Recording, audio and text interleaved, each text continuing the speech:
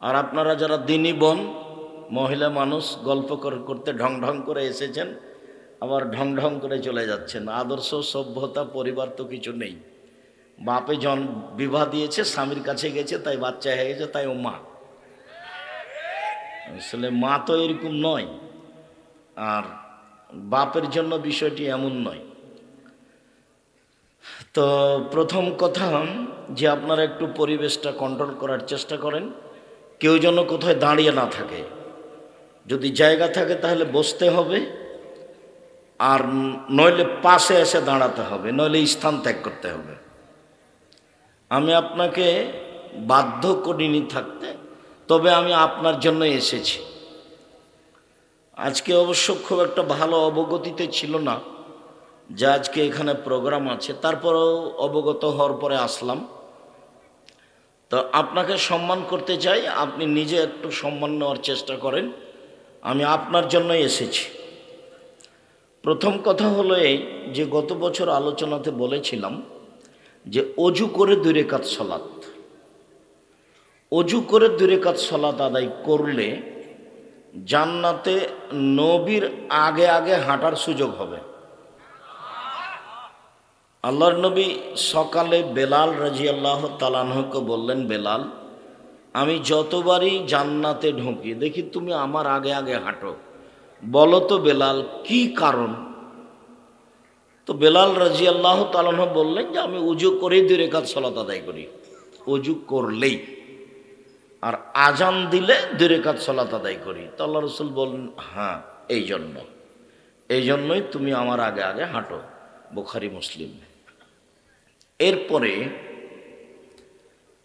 আজান দিলে 2 রাকাত সালাত, আজানের পরপরই 2 রাকাত সালাত, বিনিময় এটাই আল্লাহ রাসূলের আগে আগে জান্নাতে হাঁটার সুযোগ হবে।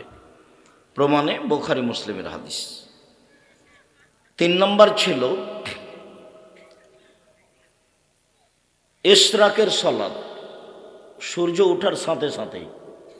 এটার পরিস্থিতি হলো ফজরের সালাত জামাতে পড়ে মসজিদে বসে থাকতে হবে, তাসবিহ তাহলিল করতে হবে, পেশাব পায়খানার প্রয়োজন হলে যেতে হবে, সূর্য উঠলে 2 রাকাত সালাত। তো ইশরাকের সালাত যদি 2 রাকাত সালাত কেউ আদায় করে তাহলে সে কবুল হজ এবং কবুল উমরার নেকি পাবে। কবুল হজ মানে লোকটা হয়ে গেছে সেই দিনের মতো যেদিন তার মাতাকে জন্ম দিয়েছে, নিষ্পাপ হয়ে গেছে, তার নাম হলো কবুল হজ। তো ইশরাকের 2 রাকাত সালাত আদায় করলে কবুল হজের সমান এবং কবুল উমরার সমান নেকি হয়। 4, মসজিদে ঢোকেই 2 রাকাত সালাত। আল্লাহ বলেছেন কোরআন মাজিদে যে মসজিদ হলো আল্লাহর ঘর। তো আল্লাহর ঘরে বসতে হলে ওর কাছে অনুমতি নিতে হবে। তো অনুমতি তো আর এইভাবে নেওয়া যাবে না যে আল্লাহ আমি আপনার ঘরে বসতে চাচ্ছি, বসবো কি? এইভাবে পদ্ধতি নেই। তো পদ্ধতি হলো এই যে ঢুকে যদি বসতে চাও তাহলে 2 রাকাত সালাত আদায় করতে হবে। হাদিস বুখারী মুসলিম। বুখারী মুসলিম, আবু দাউদ, নাসাই, তিরমিজি, ইবনে মাজাহ, বাইহাকি, দারমি, দাইলামি, দারেকুতনি, ইবনে হিব্বান, ইবনে আওয়ানা, মুসনাদ হাকিম, মুসনাদ বাজার, মুসনাদ আহমদ, মুসনাদ ইয়ালা, যত হাদিস গ্রন্থ আছে সবটাতে আছে। মসজিদে ঢুকে বসা যাবে না, বসলে অনুমতি নিতে হবে, নইলে দাঁড়িয়ে থেকে কোনো কাজ করে চলে যেতে হবে। যে কোনো সময় সূর্য উঠছে, সূর্য ডুবছে, সূর্য মাথার উপরে, খুতবা চলছে, যা হবে হোক, মসজিদে ঢুকে বসতে চাইলে 2 রাকাত সালাত, তাছাড়া বসা হবে না। এটা হলো ওর কাছে অনুমতির পদ্ধতি। তো অনুমতি না হলে বসা হবে না, এই কথা মুহাম্মদ সাল্লাল্লাহু আলাইহি সাল্লাম বলেন। হাদিস বুখারী মুসলিম। তারপরে চাস্তের 2 রাকাত সালাত, চাস্ত 7:30, 8টা এরকম সময় চালাই। ওই যে মোটর সাইকেলে চলে আসছে, তোমরা ওখান থেকে দেখতে পাও না? ওখান থেকে একটু তাকে ধীরে বা স্টার্ট বন্ধ করে বা মোটর সাইকেলটা ঠেলে নিয়ে আসতে বলো শেষ পর্যন্ত। আমি ওটা ঠেকাবো? পাহারা দিচ্ছে, তোমরা প্রোগ্রাম ডেকেছো কেন? আমি কি তোমরা বাদাম খাবার আমি কথা বলবো এটা তুমি মনে করলে? আমি কাহিনী বলতে এসেছি? অতএব তোমরা আবার পাড়ার ছেলেরা ওইদিকে দাঁড়াও, মধ্যে দাঁড়াও, ওইদিকে দাঁড়াও, পরিবেশ একবারে যেন পিপিলিকা এদিক ওদিকে যেতে না পারে এরকম হিসাব করে দাঁড়াও। আর যারা মোটর সাইকেল স্টার্ট দিয়ে যাচ্ছেন তাদেরও একটা ইতস্তবোধ থাকা দরকার যে আমি এখানে আল্লাহ এবং আল্লাহ রাসূলের হাদিসের অনুবাদ করছি, আপনি এই বৈঠকের পাশ দিয়ে স্টার্ট দিয়ে চলে যান কিভাবে? মানে বিদ্যা তো নেই, বুদ্ধিও কি নেই? একটু করে খান তো। মাছ দিয়ে ভাত খেলে তো কাঁটা ফেলে খান, কাঁটা সহ তো খান না, তার মানে একটু বুদ্ধি আছে। তো বিদ্যা দিয়ে কাজ না নিতে পারলে তো বুদ্ধি দিয়ে তো নিতে হবে। বিদ্যা ভিন্ন জিনিস, বুদ্ধি ভিন্ন জিনিস। একটা মূর্খ মানুষেরও বুদ্ধি আছে। চাস্তের সালাত 2 রাকাত আদায় করলে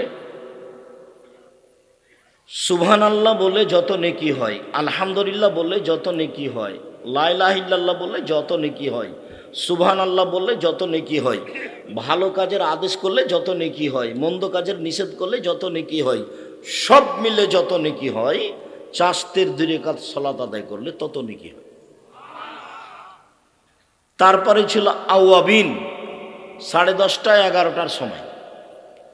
10:30 11টার সময় এই সালাতের নাম হলো আওয়াবিন। মাগরিবের পরে যে 6 রাকাত পড়া হয় তার নাম আওয়াবিন। এটা মিথ্যা কথা, এটা নবীর উপরে অপবাদ। মাগরিবের পরে 6 রাকাত পড়ার প্রমাণে হাদিসটি জাল, মানুষের বানানো। মানুষের বানানো প্রায় 3 লক্ষ হাদিস আছে, আমার কাছে আছে 10,000। আর কোরআন মাজিদের গায়ে আছে 2টা, তাহলে 10,000 2টা হলো আমার কাছে। এইটা একটা দো খাতমিল কোরআন 30 বছর থেকে বলে আসছি। এমন কোনো মায়ের বেটা কিয়ামত পর্যন্ত জন্ম নেবে না যে প্রমাণ দিতে পারে যেটা নবীর বানানো দোয়া, মানুষের বানানো। যেমন একটু ছেলে একটু আগে কোরআন মাজিদ পড়ার পরে বললো সাদাকাল্লাহুল আজিম, এরকম কথা আল্লাহ নবী বলেননি। কোরআন তেলাওয়াতের পর আল্লাহ নবী বলেছেন সুবহানাকা ওয়া বিহামদিকা আশহাদু আল্লা ইলাহা ইল্লা আনতা আস্তাগফিরুকা ওয়া আতুবু ইলাইক। সাদাকাল্লাহুল আজিম প্রমাণ করা যাবে না কিয়ামত পর্যন্ত। ওগুলো কথা নয়, এটা রাসূলেরটা বলতে হবে, রাসূল যেটা বলেছেন সেটাই। আর এ দেখেন দোয়াও খাতমিল কোরআন 1 পৃষ্ঠা, 30 বছর থেকে বলছি, 90 সাল থেকে, 34 বছর থেকে। তো আওয়াবিন সালাত যদি আদায় করে তো আল্লাহ রাসূল বলছেন চাস্তের সালাতে যত নেকি হয়েছে আওয়াবিনে তার চেয়ে ইসিম তাবজিদ দিলে অনেক অনেক অনেক বেশি নেকি হবে। তো চাস্তের সালাতের সময় কখন বললাম? 10:30 11টা এরকম। তাহলে সূর্য ওঠার পরে পরে উঠার সালাতের নাম হলো ইশরাক। 7টা 7:30 8টা এ সময়ের নাম হলো চাস্ত। আর 10:30 11টার সালাতের নাম হলো আওয়াবিন। 3টার যে কোনো একটা পড়লেই হবে। তবে ফজরের পরে সূর্য ওঠার পর পরই পড়া এটা খুব কঠিন। কেন?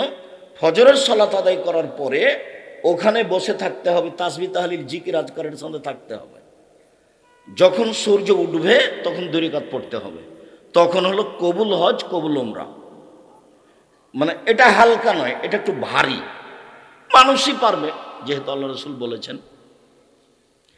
তারপরেরটা ছিল সালাতুল হাজা। যে কোনো মানুষ বিপদগ্রস্ত হতে পারে, 2 রাকাত সালাত আদায় করে আল্লাহকে বলবে যে আল্লাহ আমি বিপদে পড়েছি, তুমি আমাকে বাঁচাও, তার নাম সালাতুল হাজা। তখন বলেছিলাম যে ইব্রাহিম আলাইহিস সালামের স্ত্রী সারা যখন স্বৈরাচারী শাসকের কাছে ঢুকলেন তখন স্বৈরাচারী শাসক হাত বাড়ালো তার গায়ে হাত দেওয়ার জন্য, বুখারী মুসলিমের হাদিস। তখন সারা বলছেন থামেন, আগে ওযু হবে, 2 রাকাত সালাত হবে, তারপরে কোনো কথা।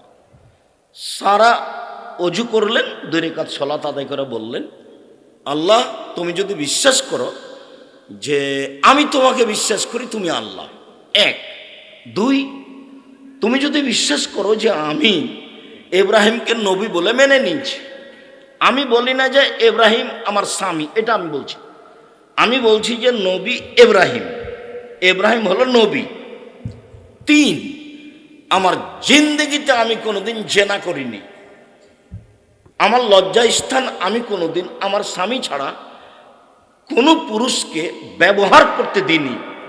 এই 3টা কথা যদি আমার সত্য হয়ে থাকে, 1, আমি তোমাকে আল্লাহ বলে মেনে নিয়েছি। 2, আমি ইব্রাহিমকে নবী বলে মেনে নিয়েছি। 3, আমি জিন্দেগিতে কোনোদিন জেনায় লিপ্ত হইনি। এই কথা 3টা যদি ঠিক হয়, তাহলে এই নির্জন ওজন আমার গায়ে হাত না লাগাতে পারে। কথা শেষই হয়নি, স্বৈরাচারী শাসক উল্টে পড়ে গেছে, অজ্ঞান হয়ে উল্টে পড়ে গেছে। বুখারী মুসলিমের হাদিস। বিপদে পড়ে প্রয়োজনে 2 রাকাত সালাত, তার প্রমাণই ছিল এইটা। আরেকটা ছিল জোরাইজ, ঘরে ইবাদত করতেন লম্বা সময় ধরে। একদিন মা এসেছেন, মা এসে ডাকছেন, তো জোরাইজ বলছেন আমি মায়ের ডাকে সাড়া দিব না আমি সালাত আদায় করবো, একটু দেরি হয়ে গেছে। তখন জোরাইজের মা বদদুয়া করেছে, আল্লাহ, একটা বদকার জেনাকারিনী মহিলার সাথে তার দুর্ঘটনা ছাড়া যেন তার মরণ না হয়। মা এরকম একটা কঠিন বদদুয়া করে চলে গেলেন। বুখারী মুসলিমের হাদিস। ইতিমধ্যে একজন পতিতালয়ের মহিলা উপস্থিত, তার সাথে জেনার কথা বলল, তো জোরাইজ না করলেন। তো মহিলা এক রাখালের কাছে গেল, রাখালকে জোর করে ধরে জেনা করলে একটি সন্তান জন্ম নিল। তখন মহিলা বলল যে এই সন্তানটা জোরাইজের। গ্রামের লোক একবারে আসলো ভেঙে চুরে, তারপর তার গির্জাঘর ভেঙে একবারে ধুলা করে দিল, তাকে গির্জাঘর থেকে বের করে রাস্তায় নামিয়ে দিল, অকথ্য ভাষায় গালি দিল। তখন জোরাইজ বললেন, জোরাইজ 2 রাকাত সালাত আদায় করলেন। 2 রাকাত সালাত আদায় করে দুধের বাচ্চাকে গিয়ে বলছেন, পতিতালয়ের মহিলার কোলে যে দুধের বাচ্চা আছে, ওকে গিয়ে বলছেন, এই তোমার আব্বাকে বলো তো দেখি। তখন ওই দুধের বাচ্চা বলছে, আমার আব্বা হচ্ছে রাখাল, গরু রাখাল। হাদিস বুখারী মুসলিম। তো জোরাইজ 2 রাকাত সালাত আদায় করে এই বিপদ থেকে বাঁচতে চাইলেন। তার নাম হচ্ছে সালাতুল হাজা।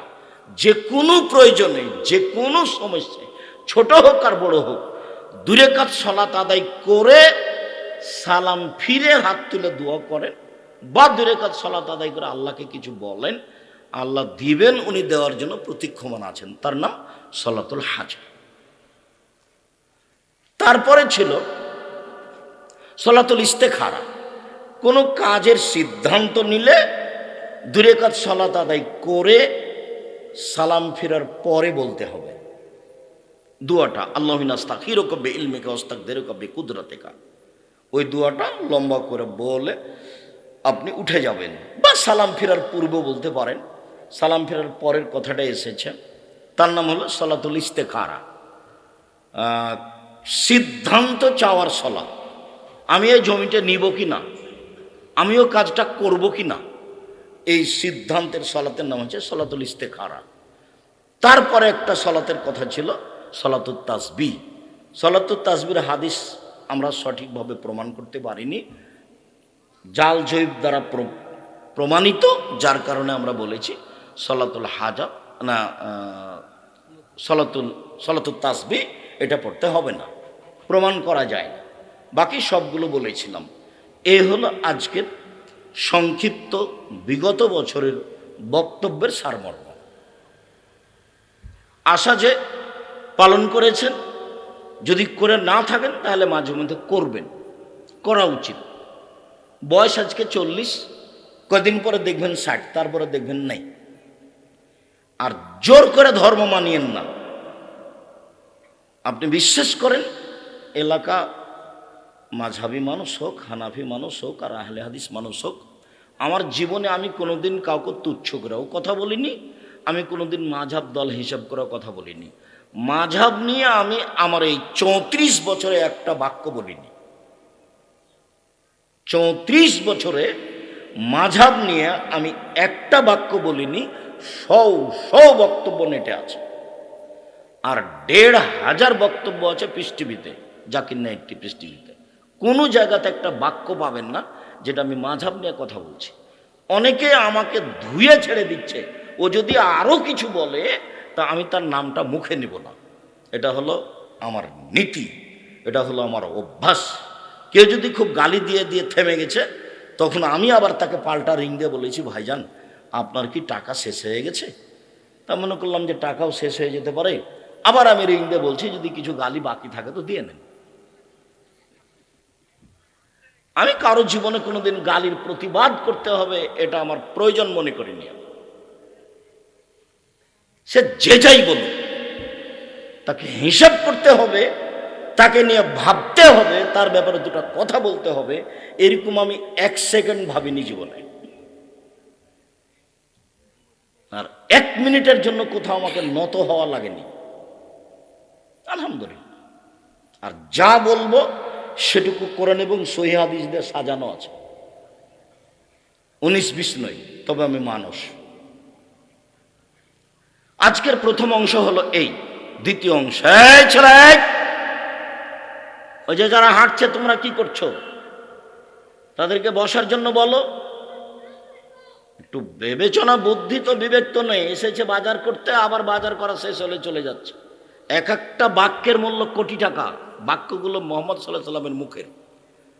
ইতস্তবোধ আছে, হিসাব বোধ আছে কি নির্বাচন যে আপনার মতো আসবেন, আপনার মতো চলে যাবেন?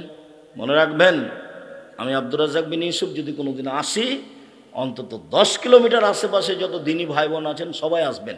আপনি তো আসবেন, হিন্দুকে আসতে হবে। আমি তারও কিছু না কিছু উপকার করবই করবো ইনশাআল্লাহ। আপনি এদেশে হাজারো হিন্দু পাবেন যে আমার বক্তব্য ঘন্টার ঘন্টা শোনে। এমনও হিন্দু আছে যে বক্তব্য শুনতে শুনতে ঘুমায় মোবাইল চালু করে দিয়ে। সে তার পরিবারে এই বক্তব্য কিছু কাজে লাগায়, নইলে অন্তত তার বউকে বলে, এই ভাত রান্নার সময় চাউল যেন পড়ে না থাকে। চাউল পড়ে থাকলে বরকত আমাদের বাড়িতে যে আল্লাহর পক্ষ থেকে একটা, ভগবানের পক্ষ থেকে একটা বরকত আছে, উঠে যাবে। বহু অংশ তার উপকার করে। দ্বিতীয় অংশ হলো নারীদের মর্যাদা। নারীকে আল্লাহ সৃষ্টি করেছেন পুরুষ মানুষকে মূল্যায়ন করার জন্য, পুরুষ মানুষকে শান্তি তৃপ্তি দেওয়ার জন্য। আল্লাহ তাআলা বলেন, অমিন আয়াতিহি খালাকালাকুম মিন আনফুসিকুম আজওয়াজান লিতাসকুনু ইলাইহা। পৃথিবীর মানুষ, আমি তোমাদের পাশ থেকেই, তোমাদের মধ্য থেকেই তোমাদের স্ত্রীদেরকে সৃষ্টি করেছি যাতে তোমরা শান্তি তৃপ্তি পাও। তার মানে তোমাদের স্ত্রীদেরকে সৃষ্টি করেছি তোমাদের শান্তি তৃপ্তির জন্য। বন্ধ করতে হবে, নাহলে তোমরা একটু সহযোগিতা করো, মোবাইলটা বন্ধ করে দাও। আমি নারী জাতিকে সৃষ্টি করেছি তার স্বামীকে শান্তি তৃপ্তি দেওয়ার জন্য। শান্তি তৃপ্তি দিতে হলে রাসূলের এই কথাটা বাস্তবায়ন করতে হবে। মুআবিয়া ইবনে হাকিম ইবনে মুআবিয়া আল কোশাইরি বলছেন যে আমি একদা আল্লাহ রাসূলকে বললাম, মা হাক্কু জাওজাতিনা জাওজাত আহাদিনা আলাইহি। আল্লাহর নবী, আমাদের স্ত্রীরা আমাদের কাছে কি পায়, আমরা তাদের কি করতে পারি, আমাদের স্ত্রীরা আমাদের কাছে কি পায়, আমরা কি পাওনা আদায় করব।